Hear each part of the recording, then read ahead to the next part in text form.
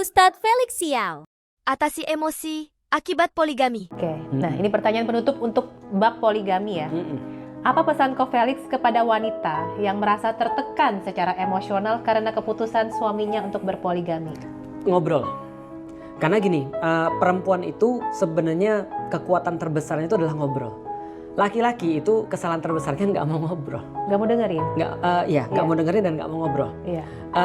Ngobrol dan bilang sama suaminya baik-baik apa sih yang kita cari dalam kehidupan ini sebenarnya. Kalau aku bisa gini ya, dalam hal apapun kita bikin rumah, kita bikin studio dan segala macam. Ketika kita kadang-kadang ribut tentang perbedaan pendapat, kita kembali gini, tujuan kita apa sih sebenarnya? Tujuan kita ini. Dia juga nanya, Abi sebenarnya tujuannya apa sih bikin kayak gini?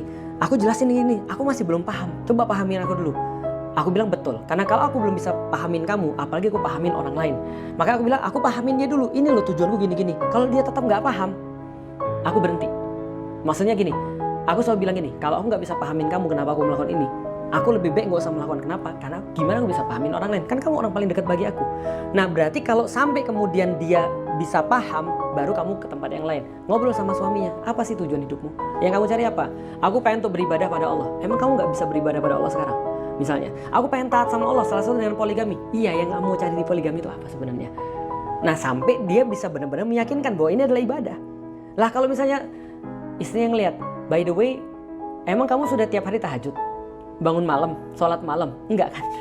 Terus ibadah mana yang kamu cari? Itu dulu coba ditambah tuh, tahajud dulu. Nanti kalau sudah, aku punya teman lagi, dia bilang sama suaminya gini, orangnya udah meninggal tapi. Semua orang pasti tahu sih. Istrinya bilang begini, Abang itu semua ibadah abang sudah lakukan. Maka cobalah bang, ambil istri lagi supaya benih abang itu bisa lebih banyak.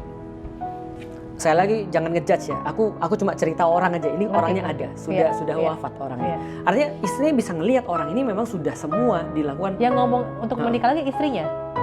Istrinya udah ngelihat dia sudah ibadahnya ini. Sunnah apa sih yang belum kamu lakukan? Semuanya udah bang.